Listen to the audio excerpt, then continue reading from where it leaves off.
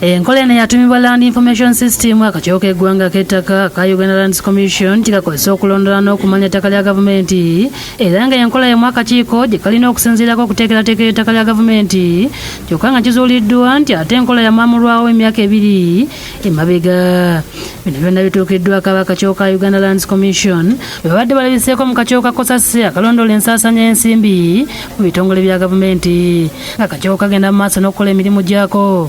Waliwo akulira abakozi mu kakiiko k'ebyettaka Joan Namulondo abakosase gwe bazudde nti ate yeenyigira nnyo emivuyo nga bamukwazza poliisi ya palamenti ku nsonga ezeekuusa ku bulankanya ssente ezaali zirina okuteekera abakozi omusomo nga ssente ezo zaali mbuwumbi nga zayita ku akawunti ye ng'omuntu.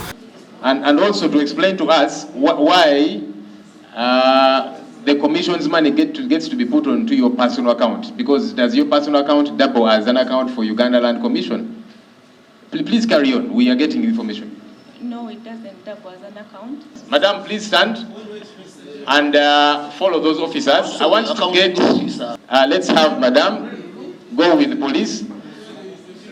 And I want to get an update from you, the police officers, in 2 hours, how that is going. Vulugu ali mu kakiiko k'ebyettaka tabudde ababaka oluvannyuma lw'abakungu b'ebyettaka okubaganira empawa mu maaso g'ababaka we batuuse ku nsimbi ez'obupangisa bw'ekizimbe bakolera.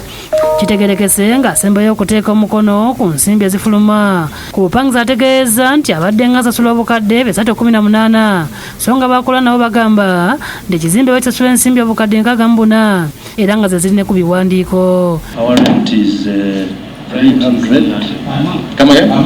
Yes, per month. How much? 300 million. Yes, per quarter or per month. How much is it per month? Auditor. 61. 61? About 61 years.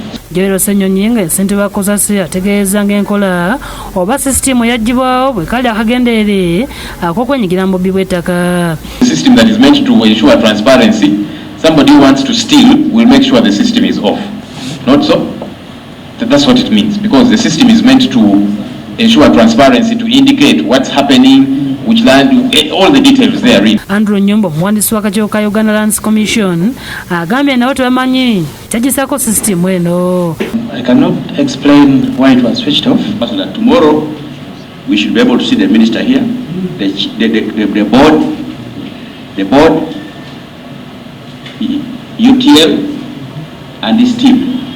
Failure to have the system connected, by the time they come tomorrow, someone will go in. Download the app on App Store or Google Play Store now. Vision Digital Experience, the future of media.